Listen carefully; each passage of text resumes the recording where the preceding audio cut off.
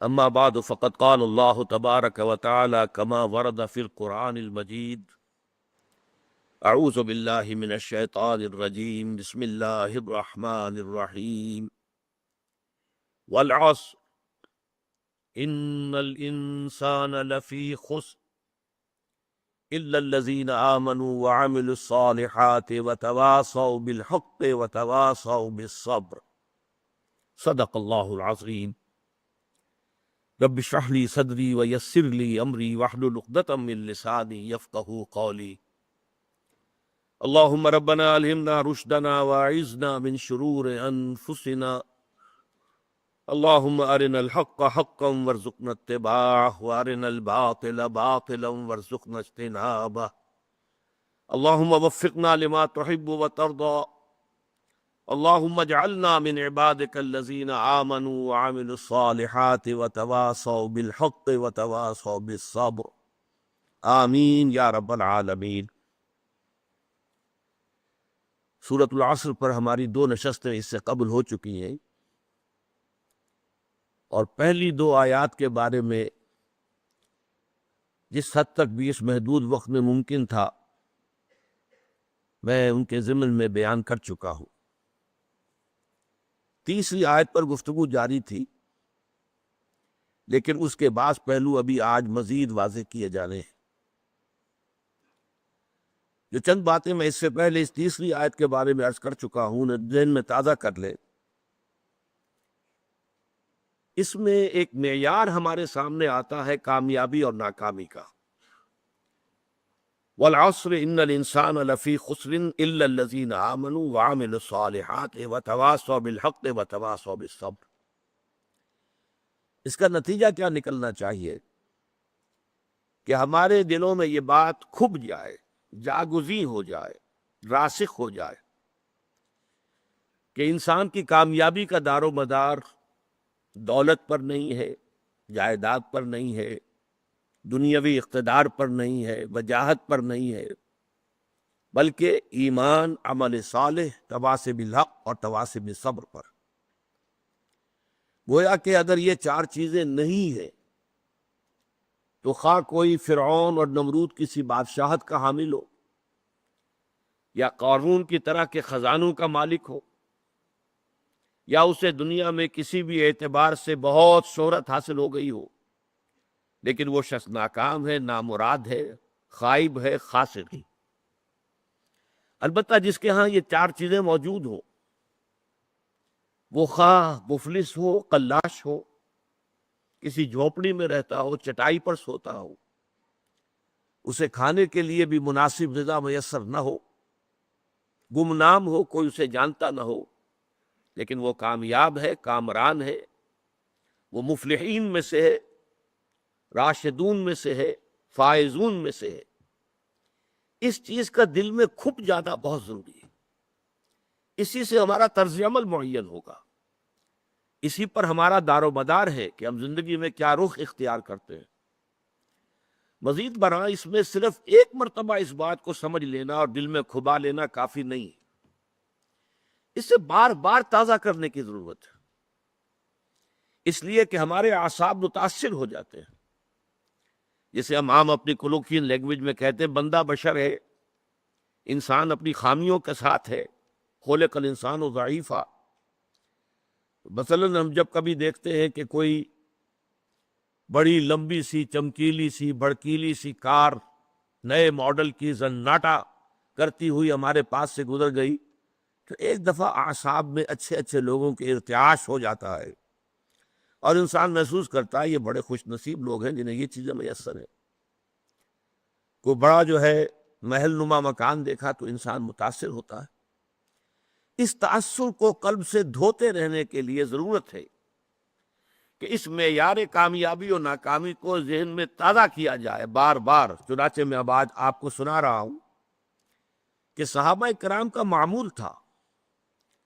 ابو مزینہ دارمی رضی اللہ تعالیٰ عنہ روایت کرتے ہیں، اور یہ امام طبرانی اپنی اوسط میں لائے ہیں اس حدیث کو، اور امام بیہقی شعب الایمان میں، کہ کان الرجلان من اصحاب النبی صلی اللہ علیہ وسلم اذا التقیا حضور کے صحابہ میں سے دو حضرات کی جب بھی ملاقات ہوتی تھی لم یتفرقا، تو وہ ایک دوسرے سے جدا نہیں ہوتے تھے، حتی یقرأ احدہما علی الآخر سورۃ العصر ثم یسلم احدہما علی الآخر، پھر اس کے بعد اس وقت تک علیحدہ نہیں ہوتے تھے جب تک کہ ایک دوسرے کو سورۃ العصر سنا نہ لے، والعصر ان الانسان لفی خسر الا الذین آمنوا وعملوا الصالحات وتواصوا بالحق وتواصوا بالصبر، یہ سنا کر اور اس کو ذہن میں تازہ کر کے پھر وہ ایک دوسرے کو الوداعی سلام کہہ کے رخصت ہوتے تھے۔ تو یہ ہے اصل میں سب سے پہلا نقطہ کہ اس چیز کو دل کے اندر جو ہے پوری طریقے سے راسخ ہو جانا چاہیے کہ کامیابی کا معیار یہ ہے، اور اگر یہ چار چیزیں نہیں ہیں تو چاہے دنیا کی ہر دوسری جس کو دنیا میں نعمتیں شمار کیا جاتا ہے ہر نعمت موجود ہو، انسان ناکام ہے۔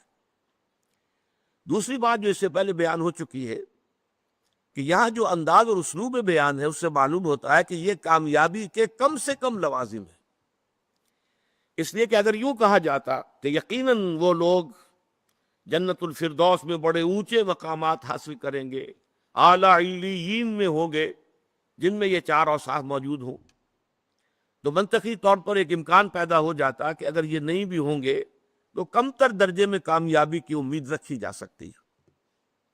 یہاں اسلوب بالکل مختلف ہے، والعصر ان الانسان لفی خسر الا الذین آمنوا وعملوا الصالحات وتواصوا بالحق وتواصوا بالصبر، زمانے کی قسم تمام انسان خسارے میں، ٹوٹے میں، تباہی اور بربادی سے دو چار ہو کر رہیں گے، سوائے ان کے کہ جن کے اندر یہ چار شرطیں پوری ہو جائے۔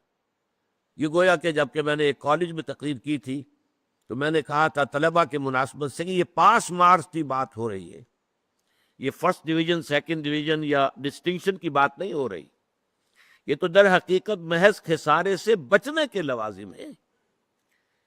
تیسری بات جو اہم ترین ہے، یہاں جو چار چیزیں لوازم نجات کی حیثیت سے بیان ہوئی ہیں، ایمان، عمل صالح، تواصی بالحق، تواصی بالصبر، یہ چاروں لازمی ہیں۔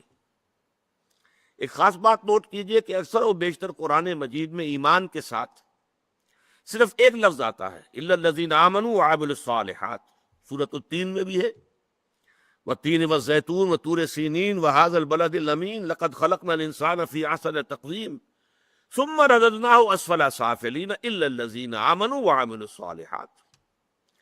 یہ آمنوا وعملوا الصالحات آپ کو قرآن مجید میں سینکڑوں جگہ ملے گا۔ اب یہاں دیکھیے کنٹراسٹ کیا ہے، یہ قرآن حکیم کی مختصر ترین صورتوں میں سے ہے، لیکن یہاں پر عمل صالح کے دو ایسے تقاضے جو زیادہ ثقیل ہیں، زیادہ بھاری ہیں، زیادہ مشکل ہیں، انہیں بھی بیان کیا جا رہا ہے۔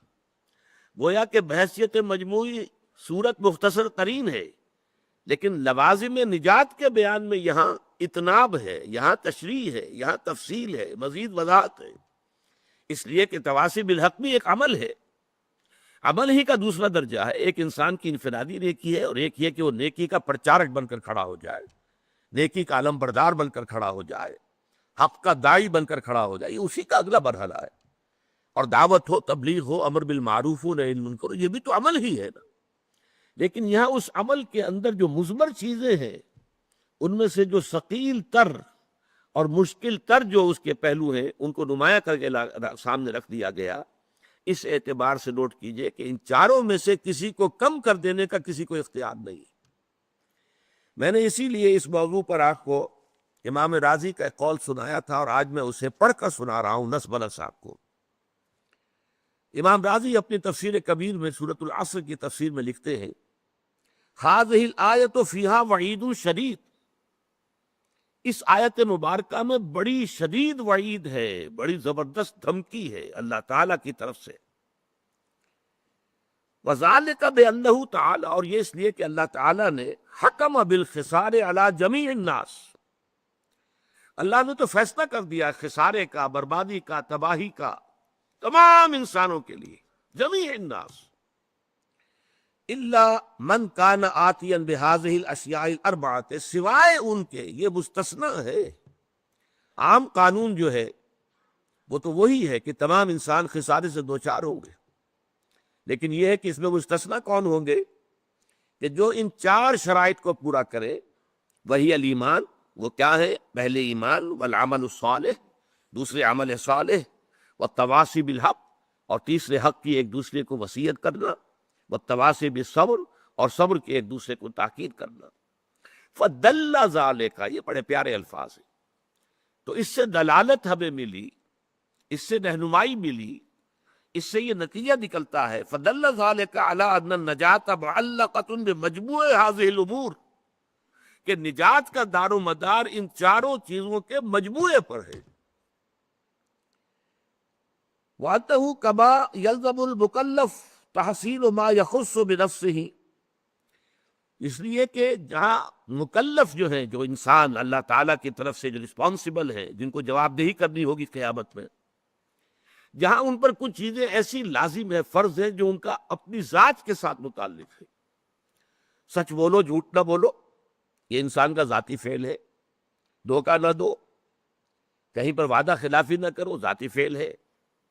نماز ادا کرو، زکوٰۃ ادا کرو، ذاتی فعل ہے.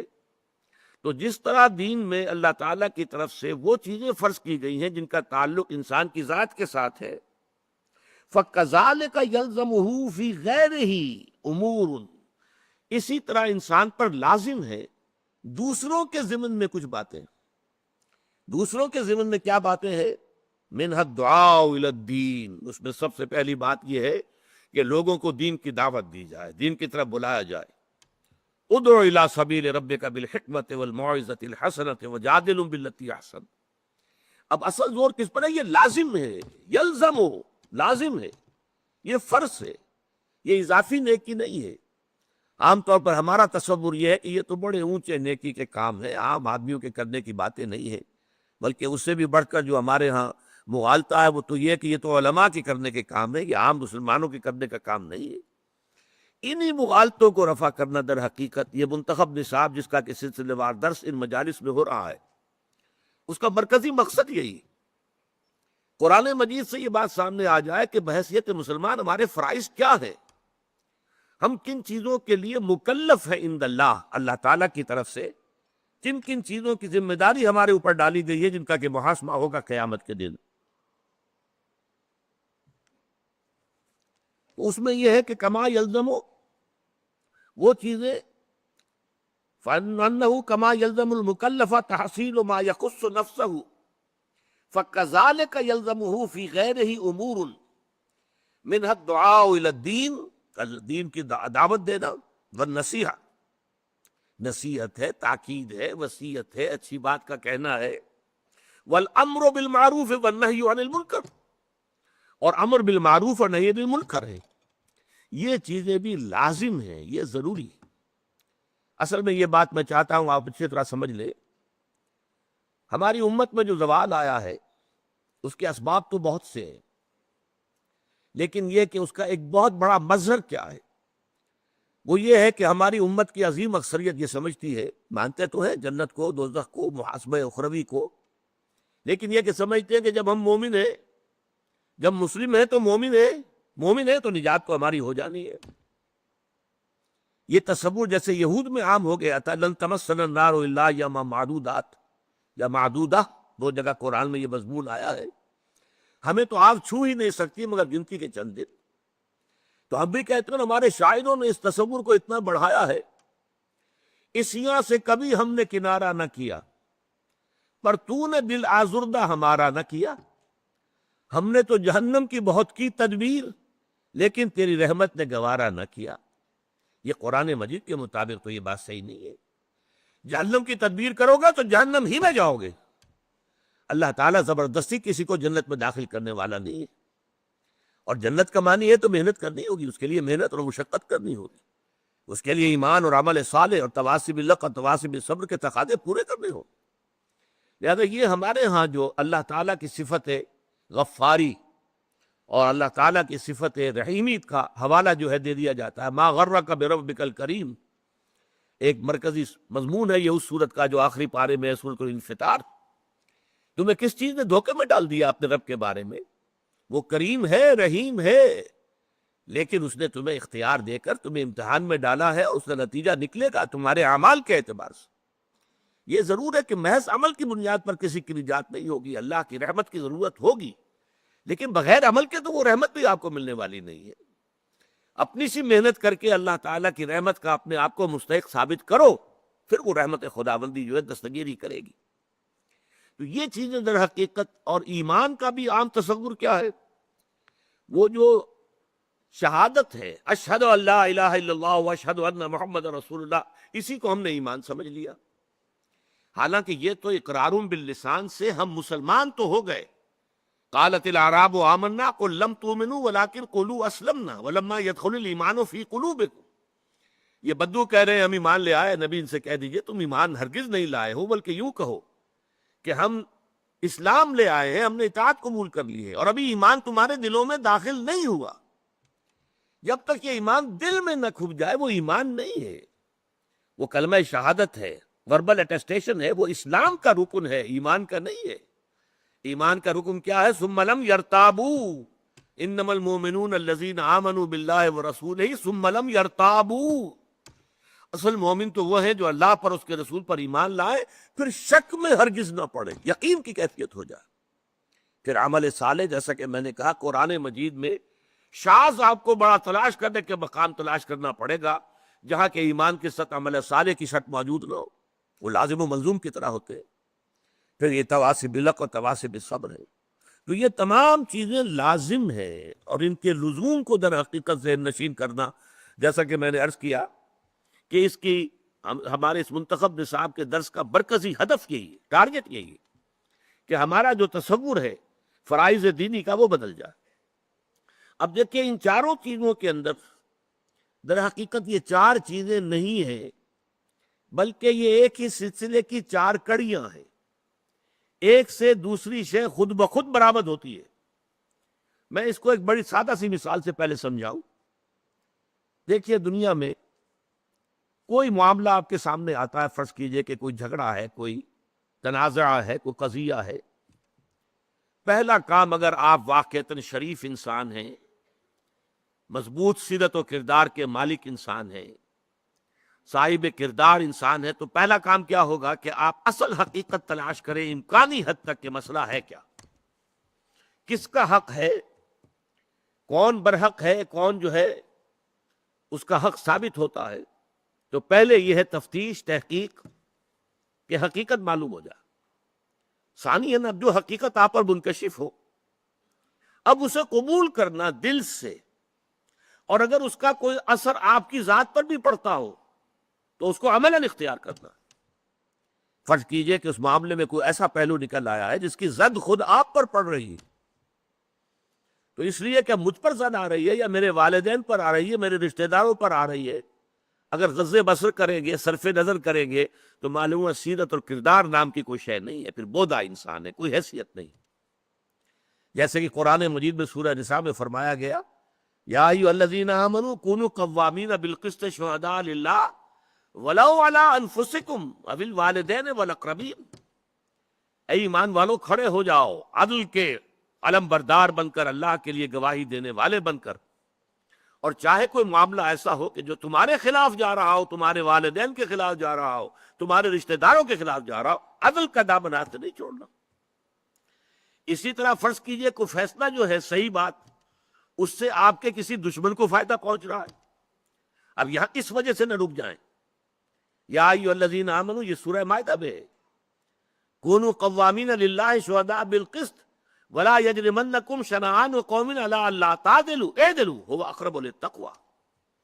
دیکھو کہیں ایسا نہ ہو کسی کی دشمنی تمہیں زیادہ عدل سے اور زیادہ حق سے منحرف کر دے، اس لیے کہ دشمن کو فائدہ پہنچ رہا ہے تو یہ بات میں کیسے کہہ دوں؟ نہیں، دشمن کو فائدہ پہنچ رہا ہو یا اپنے کو نقصان پہنچتا ہو، جو حق ہے اسے بیان کرنا ہے اور اسے قبول کرنا ہے، اگر واقعی سیرت و کردار کا حامل انسان ہے۔ تیسرے درجے میں یہ کہ اس کا واشگاف اعلان کرو، ڈنکے کی چوٹ اعلان کرو۔ اور چوتھے یہ کہ اگر اس میں کوئی ریزنٹمنٹ ہوتی ہے، کوئی فریق جو ہے آپ کے خلاف کوئی اقدام کرتا ہے، کوئی پروپیگنڈا کرتا ہے، کوئی آپ کے خلاف جو ہے کوئی اور ایسی تدبیر کرتا ہے جس سے نقصان پہنچ سکتا ہے، تو ڈر کر خاموش نہیں ہو جانا، بلکہ یہ کہ وہ سارے خطرات کو برداشت کرتے ہوئے مردانہ وار جو حق بات ہے اسے کہنا ضرور ہے، اور اگر اس میں کوئی تکلیف آ رہی ہے تو اس کو جھیلنا ہے۔ یہ خود بخود جو ہے، یہ 4 قدم جو ہے، اگر انسان صاحب کردار ہے، اگر اس میں واقعتاً سیرت اور کریکٹر نام کی کوئی شے ہے، تو یہ خود بخود ہوگا کہ ہر شے کی حقیقت تلاش کرو۔ نمبر 2، اس کو قبول کرو، اور اس کا کوئی عملی تقاضا ہے تو اس کو پورا کرو، اس کا اعلان کرو ڈنکے کی چوٹ، اور اگر اس میں تم پر کوئی تکلیف آئے تو جھیلو، برداشت کرو، مردانہ وار کھڑے ہو جاؤ۔ یہ 4 چیزیں میں نے آپ کو عام دنیاوی معاملات کے اعتبار سے بتائی کہ یہ ایک دوسرے کا منطقی نتیجہ ہے۔ یہ تو میں نے بہت گراؤنڈ لیول پر بات کی، اب ذرا بہت اونچی سطح پر بات کریں گے۔ دیکھیے، ہر ذی شعور انسان کے لیے سب سے پہلا مسئلہ جو دنیا میں آتا ہے وہ یہ ہے، میں کون ہوں، کہاں سے آیا ہوں، یہ کائنات کیا ہے؟ آیا یہ ہمیشہ سے ہے، یہ ہمیشہ رہے گی، یا یہ کہ کسی وقت کریٹ کی گئی ہے، تخلیق کی گئی ہے اور کسی وقت ختم بھی ہو جائے گی؟ اگر کریٹ کی گئی تو کریٹر کون ہے، خالق کون ہے؟ میرا اس کے ساتھ رابطہ کوئی ہو سکتا ہے؟ نہیں ہو سکتا۔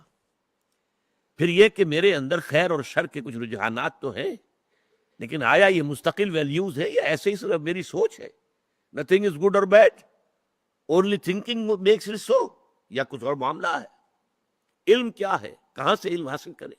یہ فلسفے کے بڑے چوٹی کے مسائل ہیں۔ ایپسٹیمولوجی ہے، ایتھکس ہے، اور یہ کہ میٹا فزکس ہے۔ یہ تمام مسائل دنیا میں آتے ہیں ہر باشعور انسان کے۔ یہ دوسری بات ہے کہ اکثر لوگ بے شعور ہوتے ہیں۔ وہ یہ کہ ہر معاشرے میں جس میں آنکھ کھولی اس میں جو کچھ بھی لوگ مان رہے ہیں انہوں نے مان لیا۔ 100 خداؤں کو مان رہے ہیں، 100 کو مان لیا، چلو گاڑی چلاؤ۔ کوئی جو بھی ان کے تصورات اور عقائد اختیار کر لیا اور چل پڑے، بھیڑ چال۔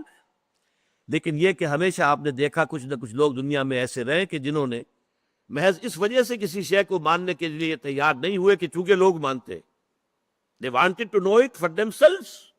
ہم خود تحقیق کریں گے، تفتیش کریں گے، غور و فکر کریں گے۔ اب اس میں سوچئے، اگر کسی کا دل ان سوالات کے ان جوابات پر مطمئن ہو جائے جو انبیاء کرام نے دیے۔ انبیاء کرام نے کیا جواب دیے؟ سب نے دیا ایک ہی جواب، سب کا۔ شریعتیں مختلف ہیں، منہاج مختلف ہے، ان سوالوں کا جواب ایک ہی ہے۔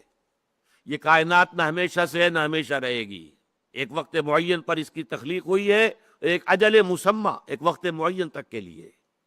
اس کا ایک خالق ہے، اللہ، وہ واحد ہے اپنی ذات میں، صفات میں کوئی شریک نہیں اس کے۔ لا ضد له ولا ند له ولا مثل له ولا مثال له ولا مثیل له، کوئی اس جیسا نہیں۔ ولم یکن له کفوا احد، لم یلد ولم یولد۔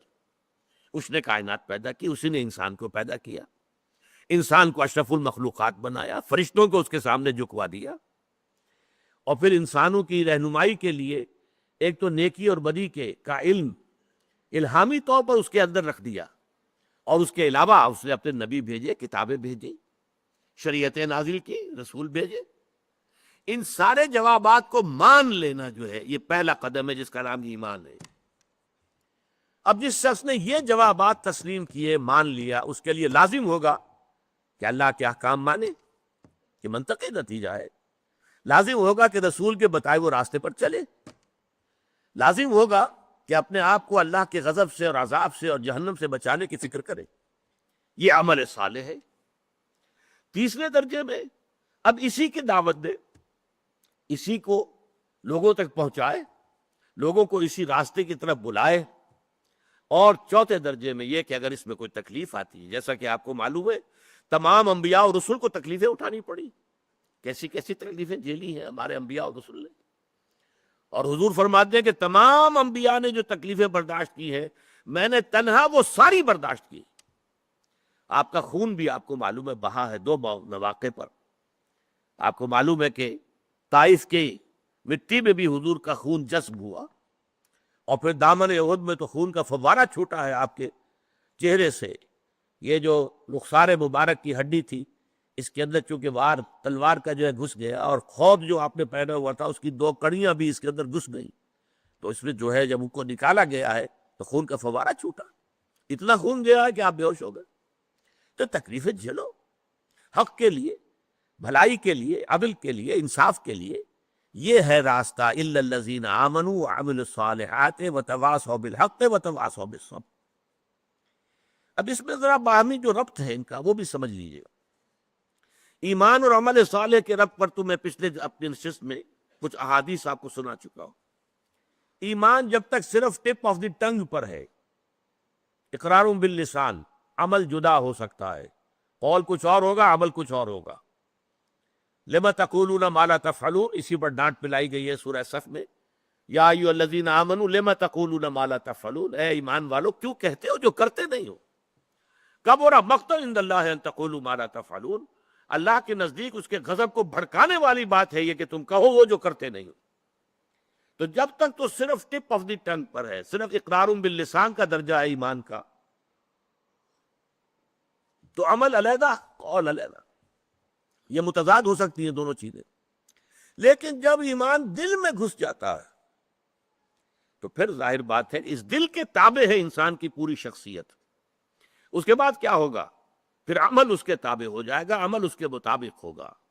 عمل لازماً جو ہے، کیسے ہو سکتا ہے کہ یقین ہو دل میں اور اللہ کا حکم جو ہے انسان توڑ رہا ہو؟ یقین ہو کہ مر کے اللہ کے حضور میں حاضر ہونا ہے اور پھر اس کے احکام جو ہے اس کی خلاف ورزی کی جا رہی۔ ایک کانسٹیبل کھڑا ہوتا ہے چوک پر، تو آپ کی گاڑی سائیکل ہو یا موٹر سائیکل ہو یا کار ہو، ٹھیک جگہ جا کر کھڑی ہو جاتی، اور اگر کوئی کانسٹیبل نہیں ہے تو دائیں بائیں دیکھ کر کے کوئی ٹریفک نہیں ہے، اچھے اچھے لوگ جو ہیں وہ اشارہ توڑ جاتے۔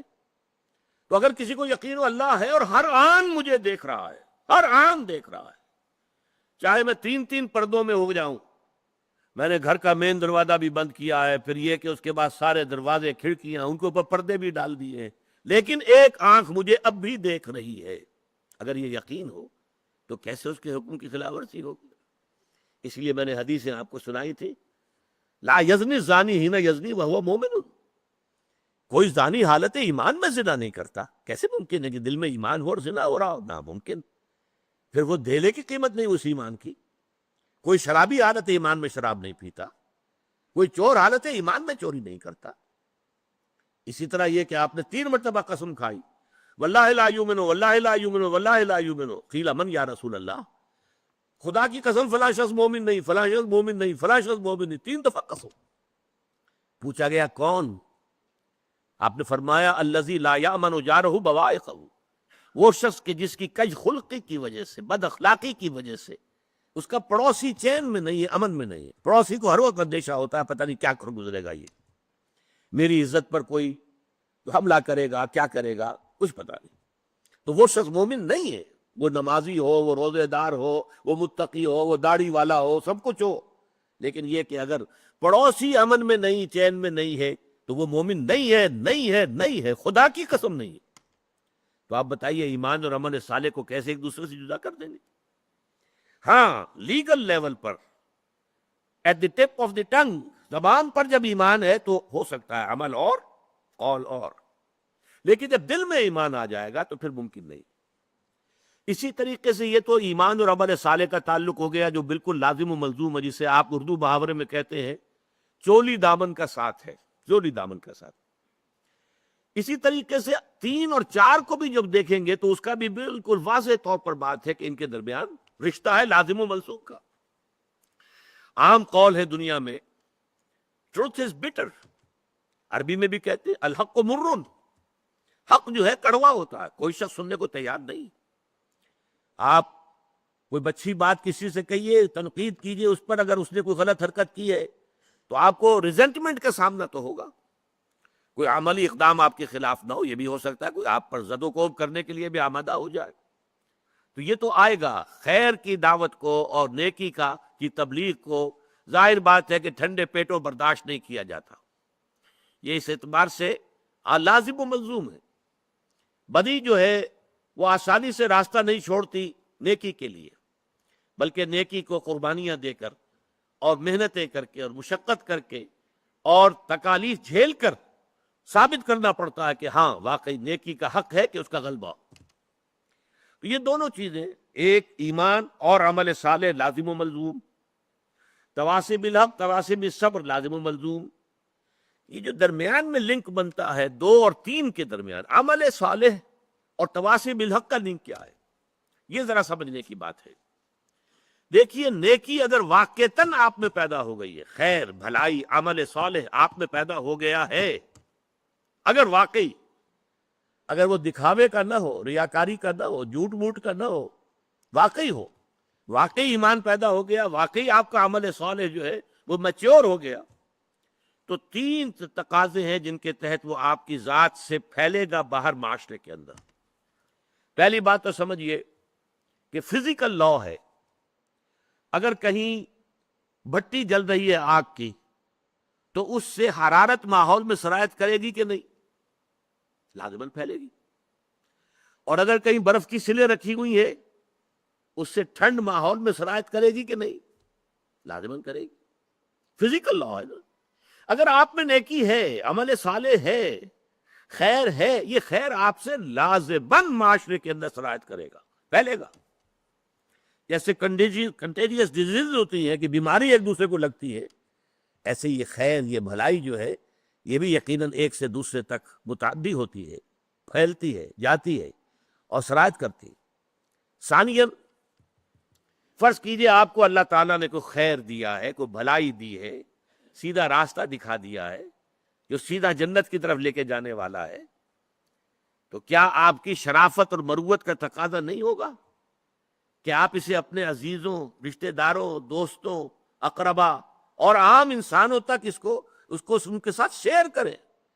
آؤ بھائی تم بھی اس راستے پر آؤ، دیکھو اس راستے پر نہ جاؤ، وہ ہلاکت والا راستہ ہے، تباہی کی طرف تم جا رہے ہو، آؤ اس راستے کی طرف جو کہ در حقیقت کامیابی کا راستہ ہے۔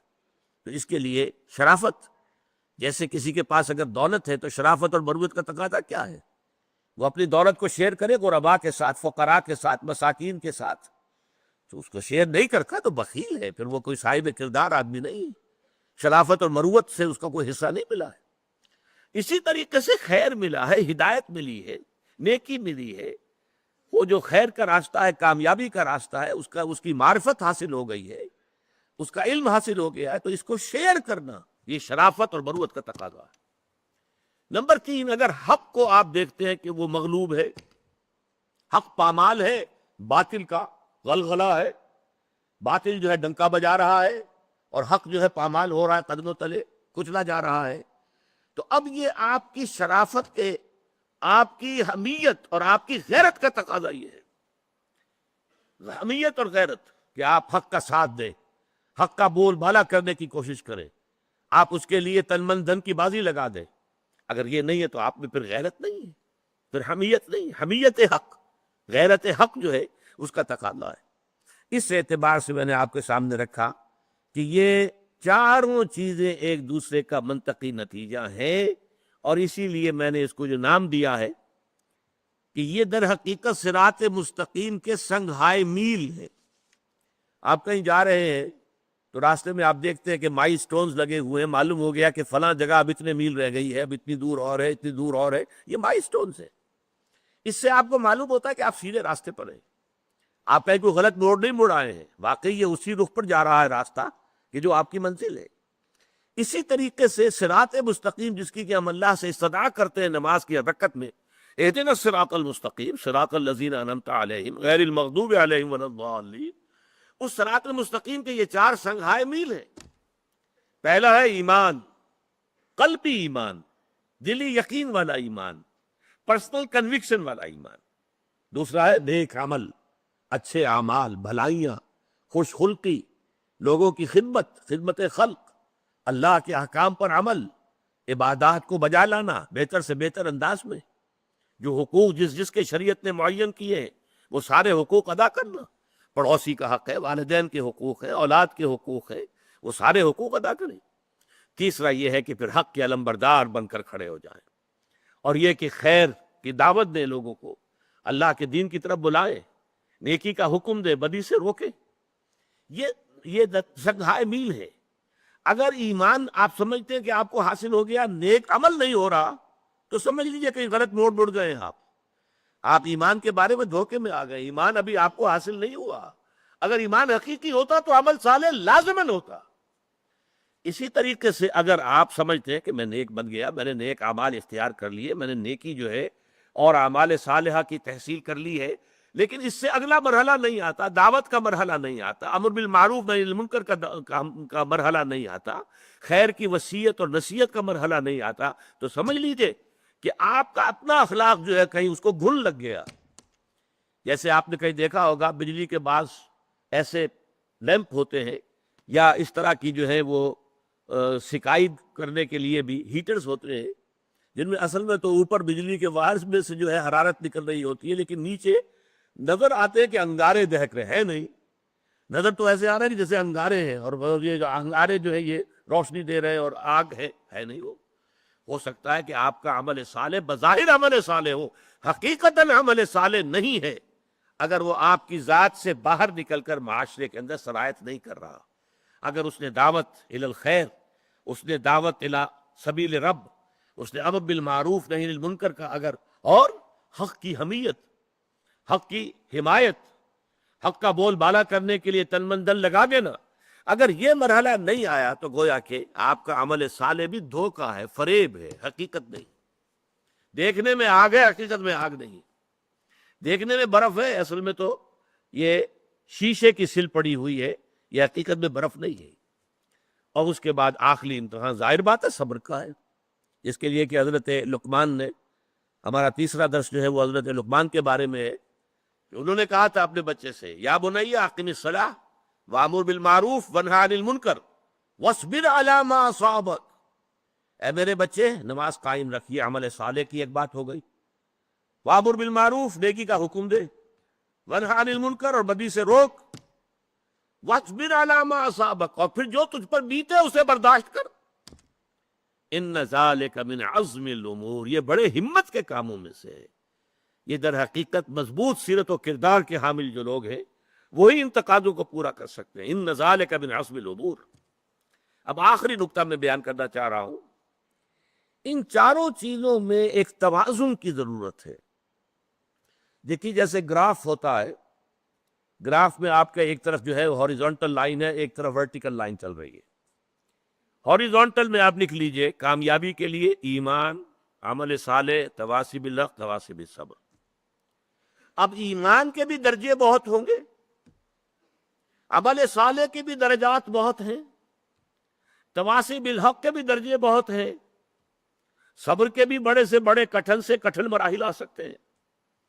اب ان میں یوں سمجھیے کہ اگر کسی کو ایمان میں کچھ ترفع حاصل ہو گیا ہے، ایمان زیادہ نکھر گیا ہے، زیادہ چمک گیا ہے، اسی پیمانے سے، اسی تناسب سے عمل صالح کے اندر بھی نکھار، جوبن آنا چاہیے، اس کے اندر روشنی پیدا ہونی چاہیے، اور اسی درجے میں پھر تواصی بالحق کے اندر بھی انسان زیادہ کوشاں ہو، زیادہ محنت کرے اور پھر صبر کرے۔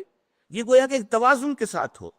اس سے بھی اوپر چلے گئے، فرض کیجئے ایمان جو ہے وہ اس درجے کو پہنچ گیا، جیسے کہ ایک صحابی نے کہا تھا جب ان سے حضور نے پوچھا صبح فجر کے بعد، کیف اصبحت یا اخی، یا جو بھی الفاظ تھے، آج صبح کیسے ہوئی تمہیں؟ انہوں نے کہا اصبحت مومنا حقا یا رسول اللہ، عرض کیا اے اللہ کے رسول میرا تو ایمان بالکل، میرا صبح جو مجھے ہوئی ہے وہ سچے ایمان کی صبح ہوئی ہے۔ یہ بڑا غیر معمولی جواب تھا۔ تو حضور نے پوچھا لکل شیء صفۃ فما صفۃ ایمانک، ہر شے کی کوئی صفت ہوتی ہے جس سے اس کو پہچانتے ہیں، تو تم جو یہ دعویٰ کر رہے ہو کہ مومن حقا، ایک سچے حقیقی مومن کی صبح مجھے نصیب ہوئی ہے، تو تمہارے ایمان کی کیا صفات ہیں؟ انہوں نے عرض کیا کانی انظر الی الجنہ، حضور میری حالت تو یہ کہ گویا کہ میں اپنی آنکھوں سے جنت کو دیکھ رہا ہوں، وکانی انظر الی النار، اور میرے یقین کی کیفیت یہ ہے کہ جیسے کہ میں اپنی آنکھوں سے جہنم کو دیکھ رہا ہوں۔ تو یہ بھی کیفیت ہے، ایمان کا ایک درجہ یہ بھی۔ جب ایمان کا یہ درجہ ہو تو عمل بھی بہت بلند ہونا چاہیے، خدمت خلق اس کی زندگی میں بہت نمایاں ہونا چاہیے، اس کے اپنے کردار میں صرف فرائض نہیں، فرائض سے آگے مستحبات، حضور کے نقش قدم پر زیادہ سے زیادہ پیروی، آپ کا انداز ہر طور سے اختیار کرنے کی ہر ممکن کوشش، پھر اسی درجے میں پھر حق کے لیے تن من دھن لگا دینا، جان کی بازی کھیل جانا، یہ چیزیں ایک توازن کے ساتھ بڑھنی چاہیے۔ اگر عدم توازن ہو تو اس کو ہم کہیں گے اپنے میڈیکل ٹرمینالوجی میں there is some pathology somewhere، کہیں نہ کہیں کوئی گڑبڑ ہے، نارمل نہیں ہے معاملہ، اگر یہ عدم توازن ہے۔ مثلا ایک روایت جو میں آپ کو سنانا چاہتا ہوں، حضور نے فرمایا صلی اللہ علیہ وسلم، اوحى اللہ عز وجل الی جبرائیل علیہ الصلوۃ والسلام، اللہ تعالیٰ نے حضرت جبرائیل علیہ السلام کو وحی کے ذریعے سے حکم دیا، ان اقلب مدینۃ کذا و کذا باہلھا، فلاں فلاں شہروں کو اس کے رہنے والوں سمیت تلپٹ کر دو، الٹ دو۔ قال فقال، حضور نے ارشاد فرمایا کہ اس پر حضرت جبرائیل نے عرض کیا علیہ الصلوۃ والسلام، اے رب ان فیہا عبدک فلانا لم یعصک طرفۃ عین، پروردگار ان بستیوں میں تو تیرا فلاں بندہ بھی ہے جس نے پلک جھپکنے جتنی دیر بھی کبھی معصیت میں بسر نہیں کی۔ اب غور کیجئے، اس سے اونچا نیکی کا مقام ہو سکتا ہے؟ یہ گواہی دینے والا کوئی کرائے کا وکیل نہیں ہے، حضرت جبرائیل ہے، اور گواہی کہاں دے رہے ہیں؟ بارگاہ خداوندی میں، جہاں ابو جہل اور فرعون بھی جھوٹ نہیں بولیں گے، سچ بولیں گے۔ قال ثوابا، وہاں یہ گواہی دے رہے ہیں۔ اس شخص کے ایمان اور عمل صالح کا کیا حال ہوگا جس کے بارے میں جبرائیل کی گواہی ہے کہ پلک جھپکنے جتنی دیر بھی کبھی معصیت میں بسر نہیں۔ قال فقال، حضور نے فرمایا، اس پر اللہ تعالیٰ نے ارشاد فرمایا، اقلبھا علیہ وعلیہم، الٹو اس بستی کو، پہلے اس شخص پر پھر دوسروں پر۔ فإن وجهه لم يتمعر في ساعة قط، اس لیے کہ اس شخص کے چہرے کا رنگ کبھی میری حمیت کی وجہ سے بدلا نہیں، یعنی یہ کہ یہ دیکھتا رہا برائیاں پھیل رہی ہیں، منکرات کا عروج ہے، جو معروف ہے وہ دبا ہوا ہے، شریعت کے جو ہے دھجیاں بکھیری جا رہی ہیں، اللہ کے احکام جو ہے ان کو توڑا جا رہا، اور یہ لگا رہا مست رکھو ذکر و فکر صبح گاہی میں اسے، پختہ تر کر دو مزاج خانقاہی میں اسے۔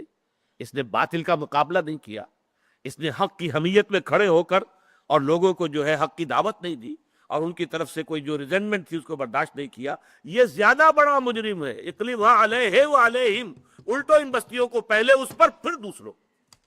یہ ہے عدم توازن۔ اس کی دوسری انتہا کیا ہوگی؟ فرض کیجئے ایک شخص ہے، وہ اقامت دین کے لیے جد و جہد کر رہا ہے، تن من دھن صبح شام لگا ہوا ہے، یہ اونچا ترین مرحلہ ہے، یہ تواصی بالحق کی بلند ترین منزل ہے، لیکن دوسری طرف حال کیا ہے؟ ایمان بس صرف سرسری سے حاصل ہے، وہ یقین والے ایمان کی طرف کبھی دلچسپی نہیں ہوئی، توجہ ہی نہیں ہوئی، اور یہ کہ اعمال میں نماز بھی بڑی مشکل سے نعرے بازے کو پڑھی جا رہی ہے۔ اگر یہ صورتحال ہے تو یہ عدم توازن کی برعکس کیفیت ہوگی۔ ان چاروں چیزوں میں توازن ہونا چاہیے۔ والعصر ان الانسان لفی خسر الا الذین آمنوا وعملوا الصالحات وتواصوا بالحق وتواصوا بالصبر، صدق اللہ العظیم۔ اللہم ربنا اجعلنا من عبادک الذین آمنوا وعملوا الصالحات وتواصوا بالحق وتواصوا بالصبر، آمین یا رب العالمین۔